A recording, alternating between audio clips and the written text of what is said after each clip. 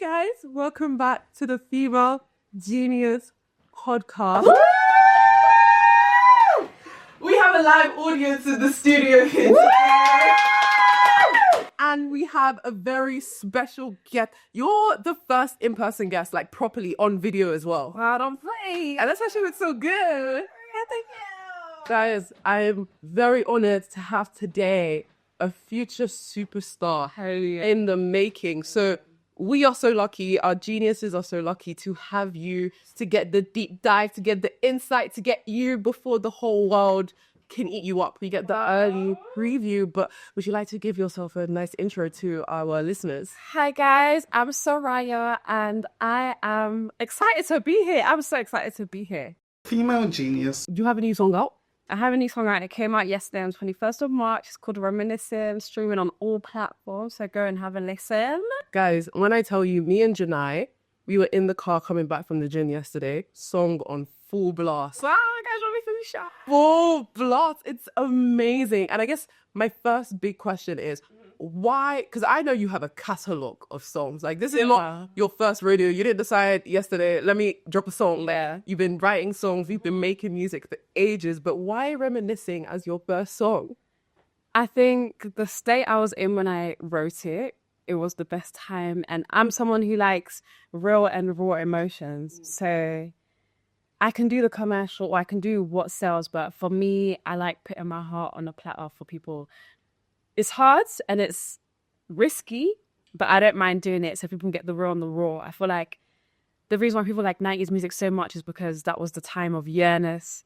And I feel like this is a yearning song. This is a real emotion song. That's like my heart on a platter, basically. You mentioned the 90s. One thing I'm always curious to ask anybody about, you can tell a lot about a person by the type of music they're listening to, especially an artist, because the music they listen to is basically like their musical blueprint. That's what builds the way their sound is shaped and formed. You mentioned the 90s. What about the 90s, other than the yearningness of it, that speaks to you as an artist? I think it's the reliance of vocals. For example, we didn't have much auto-tune back then. So if you couldn't sing, we're going to hear it. And I feel like that's how I like to record my music as well. So if I'm not getting something right, rather than using the auto-tune, I'm going to keep doing it until I get it right. Just because there was no fake it till you make it as a 90s artist. And I feel like that rawness, that realness, that hunger, a lot of it has gone. I feel like people rely so much on auto-tune and stuff that, or like, auto-tune mics as well, either when singing live or like lip syncing. You didn't have that luxury back in the day. And I feel like that art is lost. Ooh. But in regards to my sound and like people I listen to, that varies. That varies drastically. You can go from a neo soul to like an Erykah Badu or like a Jill Scott, but you can go to Beyonce, obviously. Beyonce is like everyday Jill's classic. You can go to a Beyonce, you can go to a Mary J. Blige, you can go to a Whitney Houston and Mariah Carey. Recently, I've been listening to a lot of Kelly Price. Literally a bit of anybody and everybody. Even like, this is not really 90s, but it's old school. 1,000 Miles. Really, that's my song. And that magic sound, yeah, you're showering. Can I take a little side minute to talk about the show for a second? Because I was astonished. Context. So, thank you. So, essentially, it was December, you did an amazing show. It was Soraya's The Interlude. And you basically gave us an intro to who you were as an artist. Your prelude. And it was basically like an intro to you as an artist. And honestly, I knew you could sing and stuff, but I don't think I saw you as like, you were just my friend. I was like, my friend that can sing. Do you get what I mean? Yeah. And I think that was the first time I saw and hearing all the songs you picked, the songs you chose to perform, the way you set up the night, the way you even promoted the night. It really gave me an insight into, like, I remember the entire time, I remember going to the radio, I was like, this girl, ridiculous, this guy's silly. So, Soraya's The Prelude, first of all, you chose certain songs to perform. Can you talk about why you chose those songs to perform? The first song, which was Say Yes, I chose to perform that because I wanted a song that I know I can sing at the back of my hand.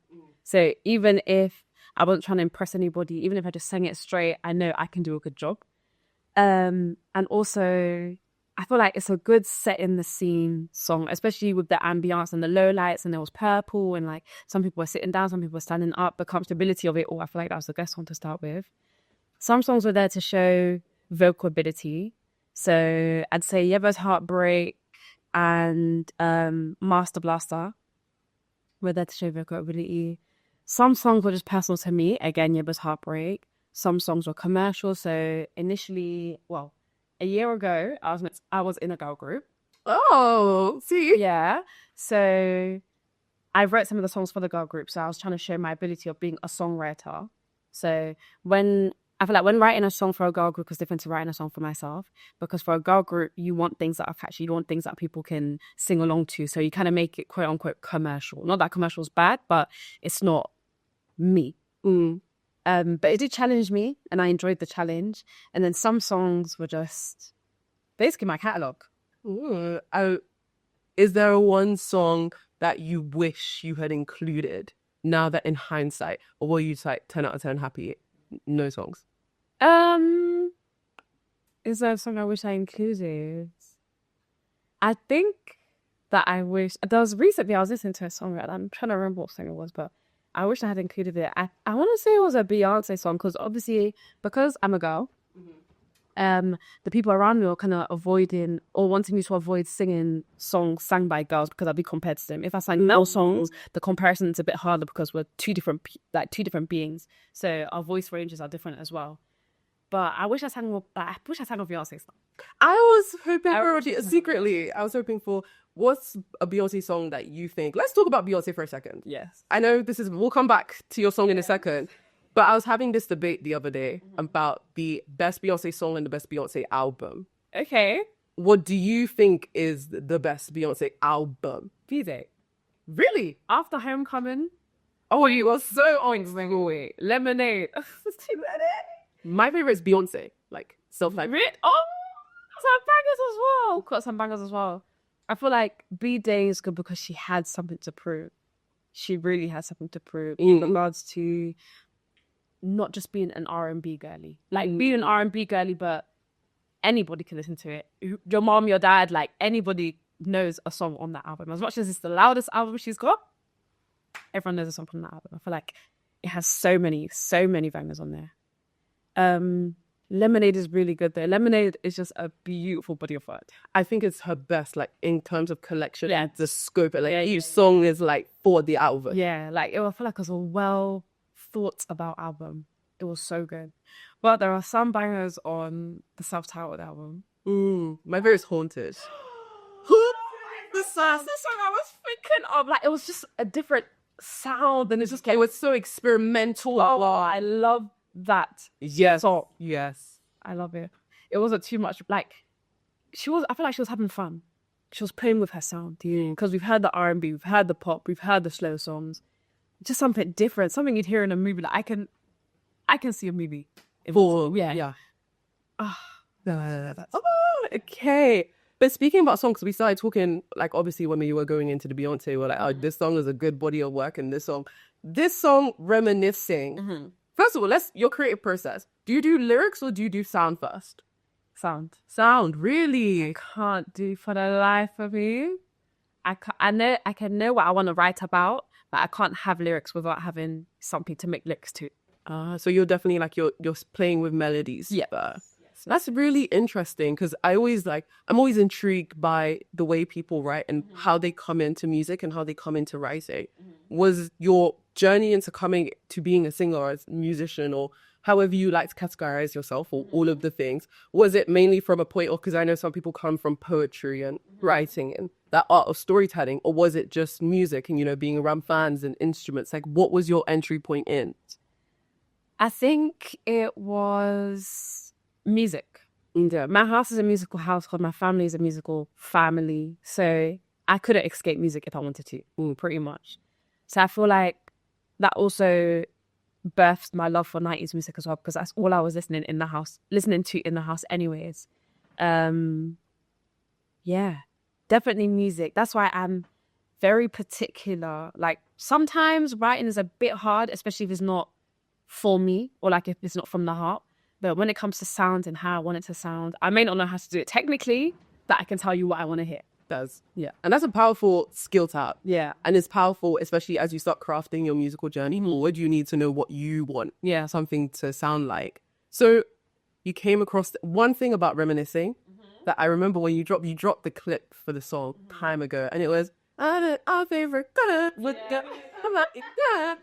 that the original melody? So that was the melody you came up with off the jump. That's crazy. I think the way I wrote it, usually everyone thinks this is weird, but there was one session that I had with the person who produced this song, shout out Jitso. And Nole was there as well. My friend Jay Vanya was there. So just a bunch of really, really amazing creatives in the UK. I started that song with the bridge. Okay. This song started from the front. Usually it's rare that I'm going to start a song the way it needs to start.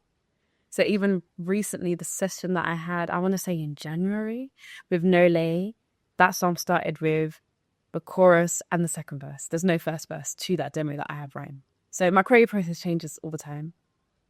But with Reminiscing, we had already done the chorus and then we had already done the beginning of the verse.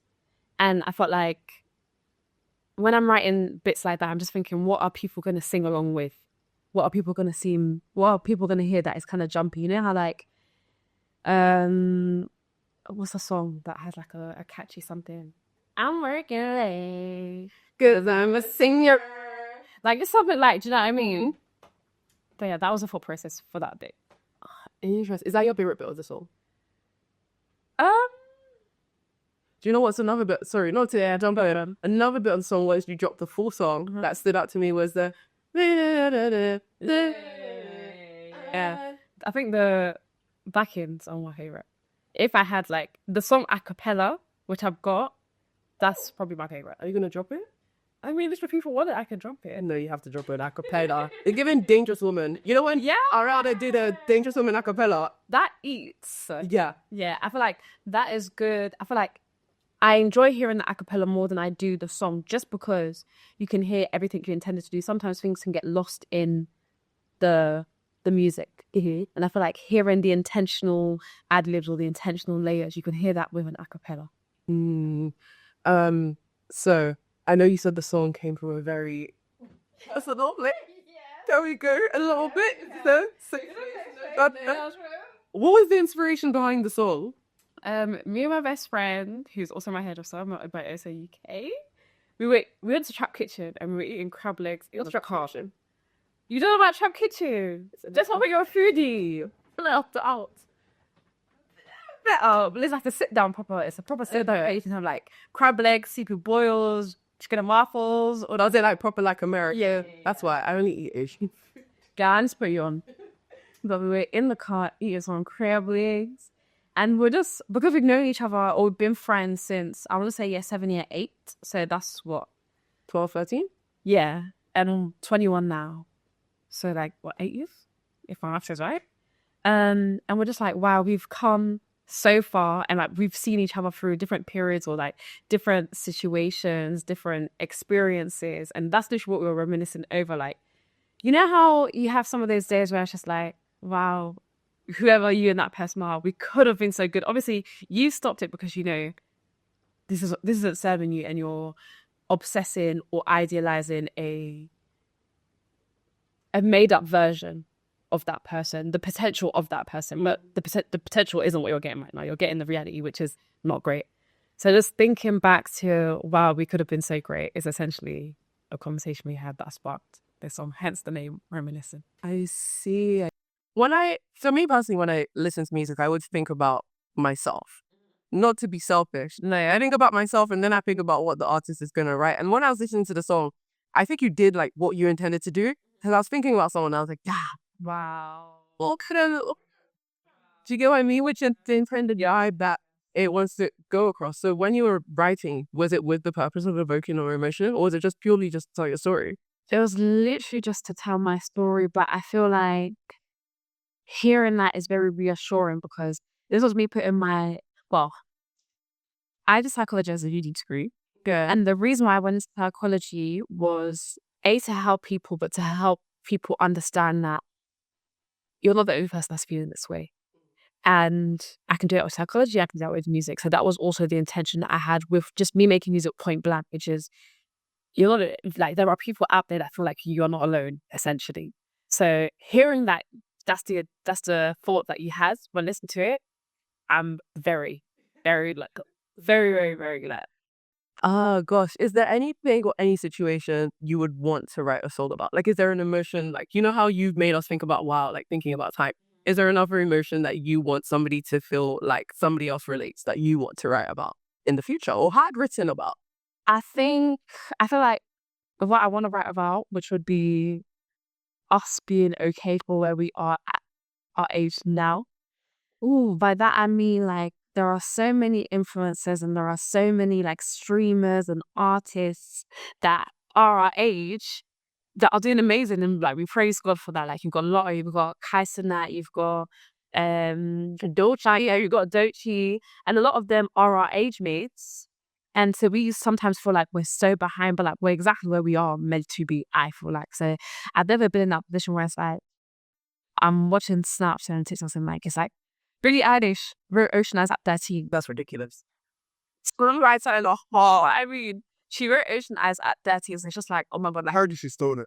No, don't do that. but she wrote such a beautiful piece of music at such a young age. So sometimes people feel like I need to get on my, I'm so behind, I'm so behind, I'm so behind. But I feel like sometimes we need to step into the now and just be like, I'm actually okay where I am. Like, no one's chasing me. If it's meant for me right now, God willing, it'll be for me. And if it's not, that's okay. Like, what I like to always tell myself, even when I'm stressing about anything, whether it's money, whether it's uni, whether it's a job after uni, I'm just like, this is the age that things like this are meant to happen. I'm worrying about my credit score. I really don't much to increase it anyway. Do you know what I mean? I'm a little regret you are. Exactly. Do you know what I mean? Like, I'm literally only 21. So that's probably what I want to write about next. That's beautiful. I mean, currently right now though, like you are in theory, in practicality, like chasing your dreams.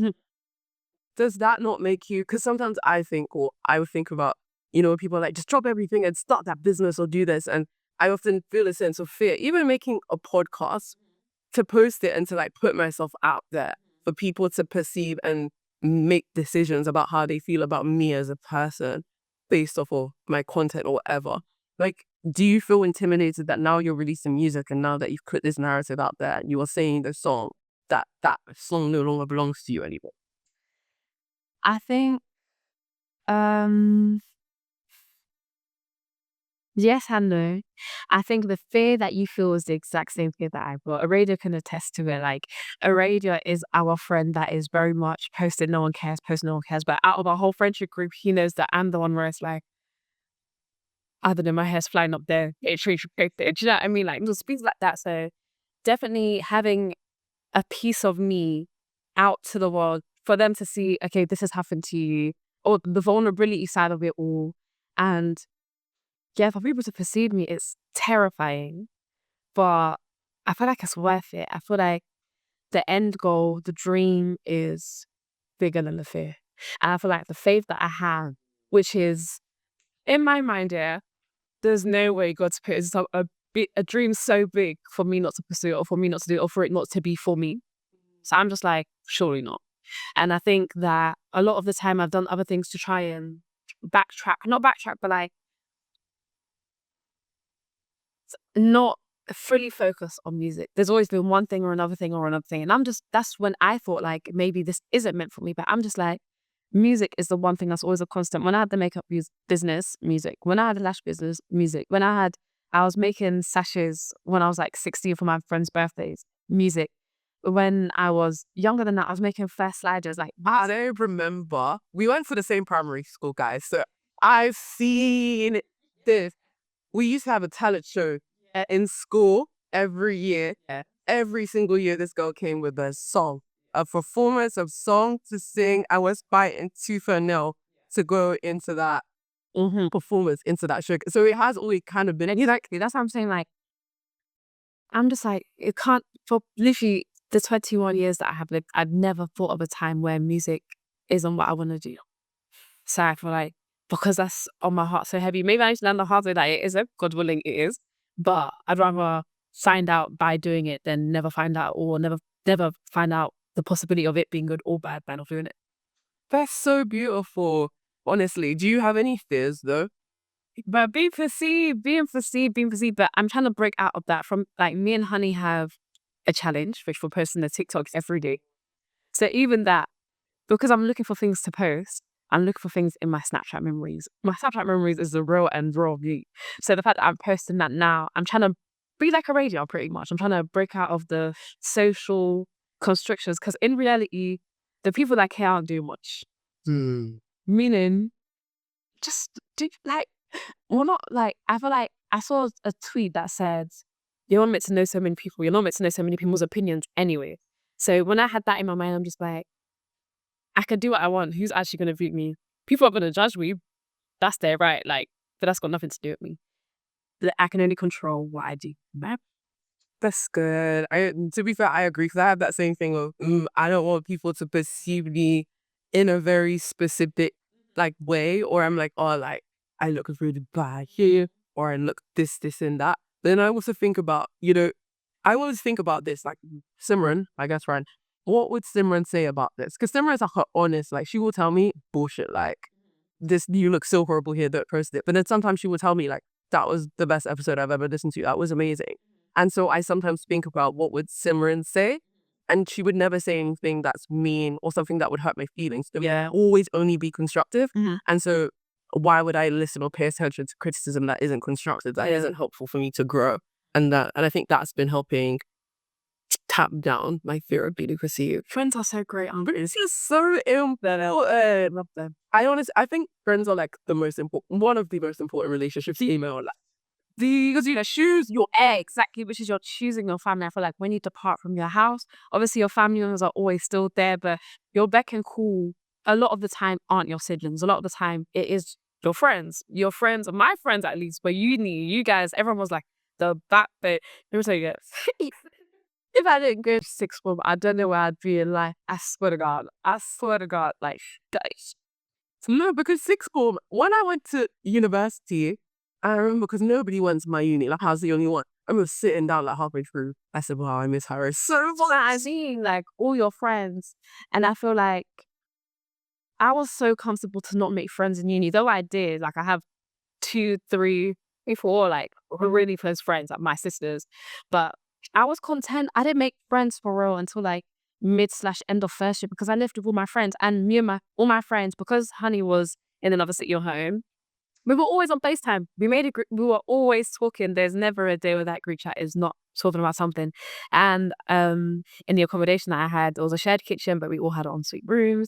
And I had Josh and Moomin and Hakeem was just over there. Like, I just had all my friends with me, so I didn't need to make friends. Thank God I did, because they're my sisters. But friends are really what about those friends? Obviously, you don't have to like name it per se, but what about your friends makes you feel so supported to even like release music in general? my friends have been there through everything, and my friends will push me regardless. If I forget to post something, if I forget that like music is what I want to pursue, my friends are going to be behind me, pushing me. If I ever have a doubt, my friends are going to be the ones pushing me. If I ever need a song lyric, my friends are going to give me one. Do you know what I mean? My friends will give me the time of day to talk about my dream. And that is enough of friendness for me. And I feel like my friends are so important, because I feel like as a group, we are not surface level. We can talk about, and people don't understand that, as much as we're young and lit, we be talking about serious stuff, deep philosophical questions. UK black girl. It's true. You can talk about UK blackpool and then go to politics. And then we could talk about history on the plastic. And then we could talk about the economic state of the world. Yeah, like, we can go. And that's what I like. We're so well versed, and like, we have so many different minds and different opinions in our one friendship group. We've got a scientist, we've got an accountant, we've got someone that likes to do judo. We got someone who's a content creator. Like, everyone's so different, but we're also the same at the same time. And can ask some of their friends. Oh, that's so cute. Female genius. Okay, but in terms of releasing music now, we're just talking about the composition, what's inspiring you, all of these things. What is the goal? Like, what is your measure of success here? Like, what would make you at the end of the day feel like with your music, with how you feel about music, that you're on the right path or that you've made it? I've got two sides. Mm-hmm. First side is to retire my mom. Mm. Second side is to be the best. There's one more side. Third side is to do whatever I'm called to do on this earth. I believe that my purpose is to help people. I feel like I'm a helpful person anyway. Hence why, whether it's the psychology route or the music route, in my mind, ideally is music, music, music. And then when I'm too old to perform, I want to be a therapist. That's how I've set my like. You sit down like you both as a musician. None took her keys. That's my life. That's the life that I'm planned for myself. But honestly, I just want to do what I was sent here to do, whatever that is, whether it's me, like, where I'm making the assumption that this is what I'm meant to do. If it's not, fair enough, God's will, do you know what I mean? But God willing it is. I just want to help people, whether it's through music, because there was a point in time when I was deep in the feeling that I was feeling of reminiscing, like when everything was happening rather than the reminiscent side of it. I tended to think like, wow, I'm on my own. There's no one else that feels like me. Do you know what I feel? There's no one else that feels like me. Like, or even when I decided to pursue psychology, which was in year 9, life was laughing. I couldn't even tell you why life was laughing, but life was laughing for a year 9 girl. Do you know what I mean? So now I was just like, there's no one in here that feels like me. As far as I knew, no one was externally expressing problems or like things they were going through. So in my mind, everyone's all right, and I'm the only one that's feeling like this, which is why I actually decided to do psychology. So for my music, the aim is for people to know they are not alone.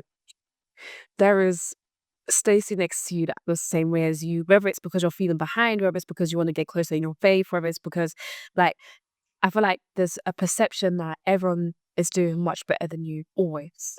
And I feel like that needs to be broken down. Even in the church, for example, the best of the best, I used to think like this as well. The best of the best Christians can also be struggling with stuff. But they've given it up and given it to God, and they've allowed grace into their lives for them to continue to be a nice person. Now, they haven't let it harden their heart. But in my mind, it was just like, these people don't have problems. And it's just me that's having problems. Like, I'm doing something wrong. So I think relatability is my main thing. It's just like insight. I feel like just having this conversation, knowing you as a person, you seem so self-reflected. And you have deep insight into your thoughts, into your opinion, into why you feel things, which I think reflects in your music. But how do you have such great self-reflection awareness? Is there things that you do? Were you just born that way? Is it like, what is it? I think it's because I'm an overthinker. I get it. I think for example, even if it's down to a message, if it's a stranger that doesn't know me, I want to overthink the message to make sure it doesn't seem like I'm coming across rude, because I know my friends would understand what I mean, but you won't. And I feel like I try my best to understand how I'm feeling, because I went through a period knowing that no one else will unless I say. And so I am very adamant on, if I want to make this work, well, just regardless, even if I don't want to make whatever it is work, I'm going to express to you how I'm feeling, and I will never leave you feeling confused, because I've been in situations where I felt confused by someone's feelings because they're saying one thing and doing another. So because I don't like confusion, I don't like making people feel confused, pretty much. If only other people had yours. Honestly, but Female genius. I had an AD in secondary school called Miss Brown. That was my girl for her. She had locks. I remember her. She was amazing. I think she helped actually, because I think that was the pivotal year where it's like, no one's gonna know how I'm feeling unless I say it. And I can live, which is like have a stank face and like just be mean, or like not want to speak to anybody, but I can do that and no one's gonna know why I'm upset or what I'm feeling. So she was definitely the breather. And I think also being an artist helps. There's a video of the twins, one of them, dancing to My Mind. My Mind is already an emotional song, but the way he was dancing, you could visually see the emotion. And I think that's an art form. Like just in art in general, whether it's being a painter, whether it's like the fact that art is so subjective and you have to explain how you feel in order for someone to understand your interpretation of it helps as well. Good. I also think that like some of the best artists, we mentioned Billie Eilish already. We can think like other artists. Give me names. Just a really like yearning. Yeah, people that make music, you can tell when they sit down and they talk about like an interview.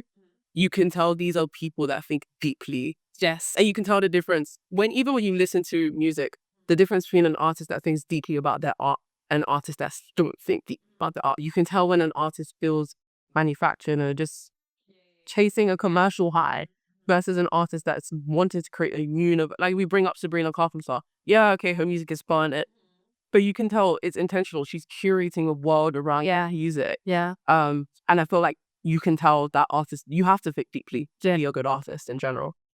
Just want to add, I feel like it's so beautiful how you can write something so personal, create something so personal to you, yet millions of people can still connect to that thing you are writing about for your specific situation. I think that's the beauty of art. I also feel like, I always say this all the time, like, imagine being able to write a 3-minute song about the person you love without just saying, I love you, repeating it. I feel like that's such an art form to keep somebody engaged in it as well. So you have like two sides of it, which is the songwriting for people to understand the intent of the song. Then also the musical side of it, where it's like after 1 minute, I'm not taking it off. I feel like that's such an art form that I'm excited to dive into. What's your favorite love song of all time? What do you think is the best communication of how you currently view romantic love in particular?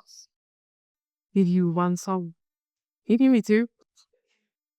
My catalog is long. Love by Music Soundtrack and Yearn, man. Okay. Because I think it's the realest and rawest interpretation of what love is meant to be. Like there's a lyric that says, so many people use your name in vain. So some people just say they love you and they do it for real. So I feel like that's the realest and rawest interpretation of love. Have you got a song? Come on, I think. The Falctic Monkeys, I Want to Be Yours. Yes, I actually have that. I actually got that in my life. Oh, hilarious, No, because he wrote that song originally as a letter. So it was originally a letter that he wrote to his now wife at the time. And they turned it into a song. Like that's why it sounds a little bit off when you and then it's originally. Oh, I love that. I let the Love, oh my god, girl, I'm a lover girl. Yeah. I'm no big I am. No, I think you are. I feel like I feel like I'm an external lover girl. Yeah. I feel like you might be an internal one. I feel like it's always the hard ones that fall the deepest. Oh, but that's why I think yours is like in there. Track to bring out. Editor just so you snip that out. But I don't know. I think I feel emotions really deeply. Yes. So like I know internally I feel things very deeply. So I'm scared to be in situations where if you mess up, I know it's gonna like hurt me really bad. I'm not gonna lie. You have to take the risk. I think there are many times or many situations that I've been through where I was just like, I want to block my heart now. That in my mind, it's always, I say this to everybody whenever people tell me this. I'm just like, there's no way that God just made one of me. By that, I mean, there's no way that he made someone that's so filled with love that is willing to give it out and that's willing to give their all and break their back and do it till death do us part.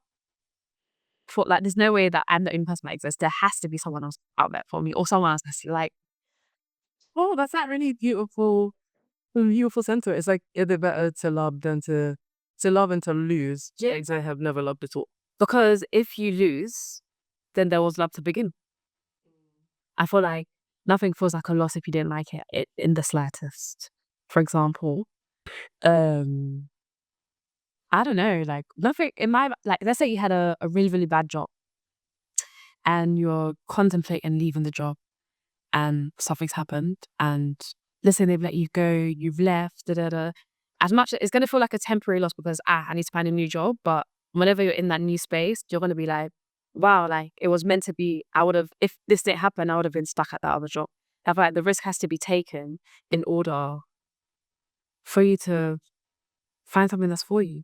Hence why I feel like sometimes if people close themselves off, your path is gonna happen regardless. But you may be just delaying your path because you're trying to avoid these things happening, but they're gonna happen anyway. Whether it's a heartbreak, whether it's someone paying your face, they're gonna happen. But now because you decide to do block, like completely block, they're just gonna happen later. Do you know what I mean? So I'd rather obviously have discernment, try your best to judge somebody and to like read their character. But I don't think everyone should close themselves to love for the fear of loving the wrong person. I guess it also reflects in you releasing music as well. Yeah. Because like there's no point of having a fear about not succeeding if you don't give you the opportunity to find the success. And I also feel like sometimes things don't need explanations for, you know. I feel like as humans, we search and search and search for reasons. Even in relationships, we search for why he did this to me or why she did this. But sometimes we are saying, we keep this down. I don't agree. Really?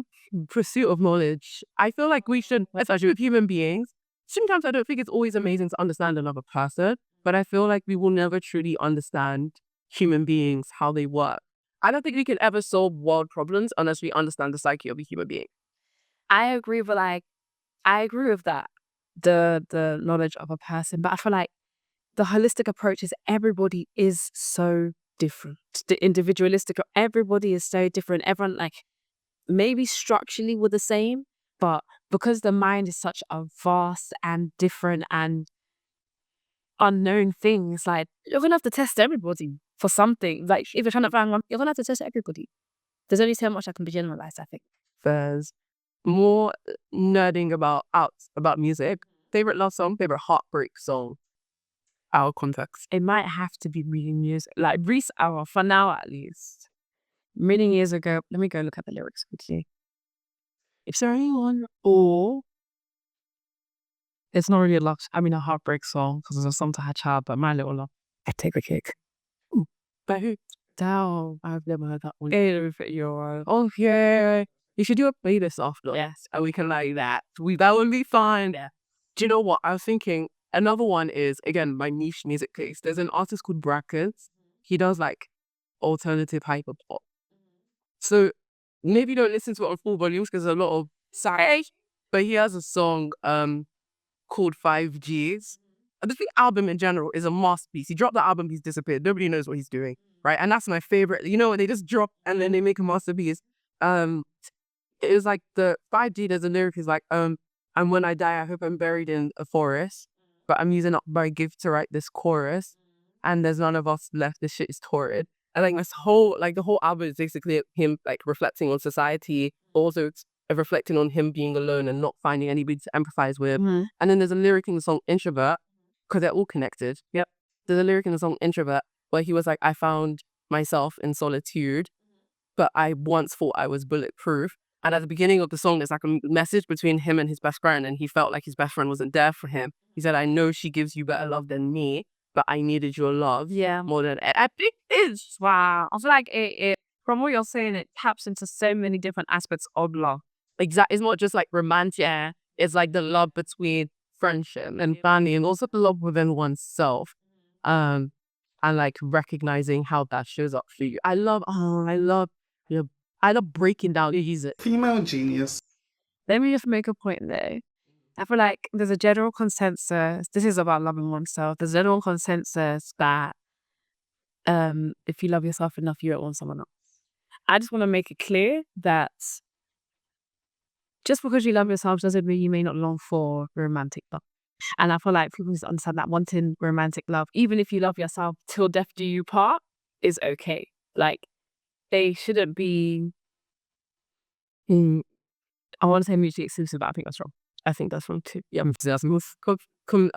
Like, you shouldn't like have one and not the other. Yeah.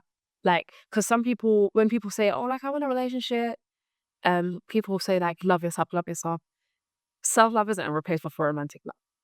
Oh, nothing like that's interesting. Can we do a little? Yeah, but That's controversial. Basically, isn't it? Yeah. I think that a lot of people in society put romantic love on this pedestal. I agree that romantic love is the solution. Thank you for that, Disney.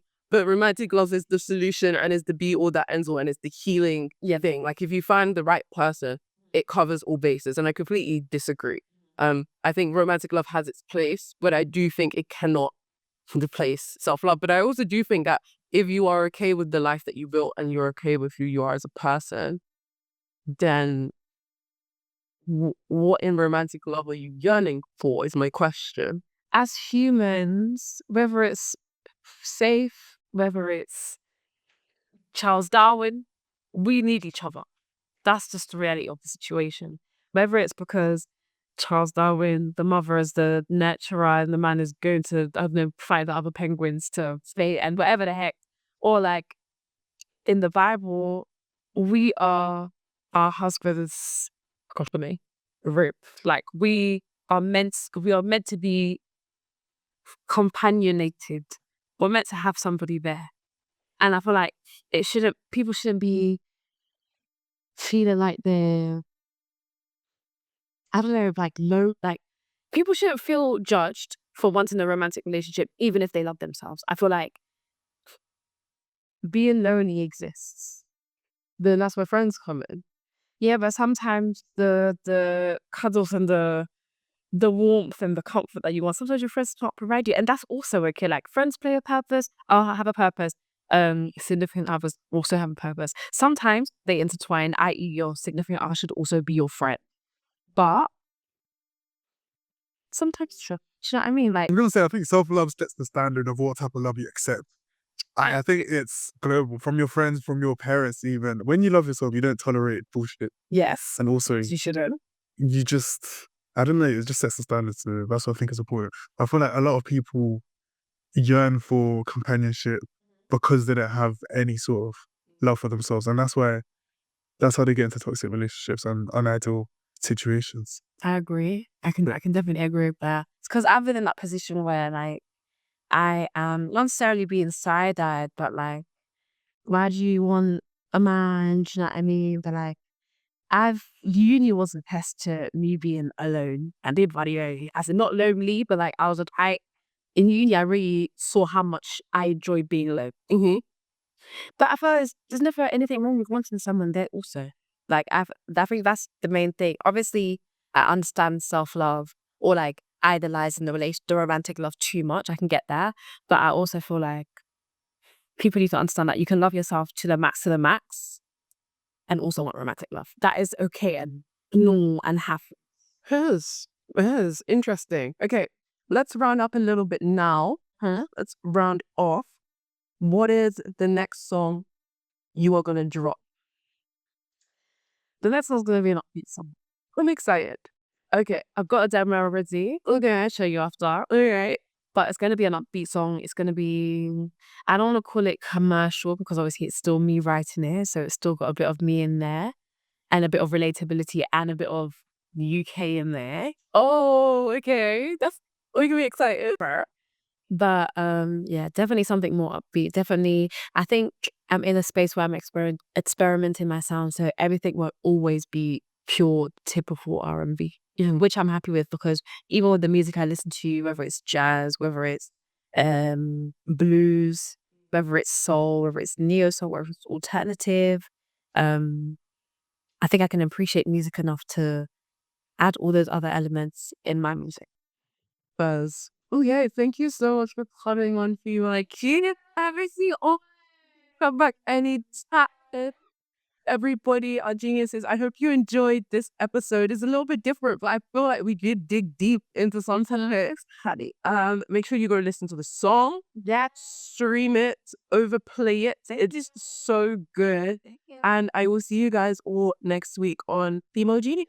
Round of applause. Woo! Female genius. Well done.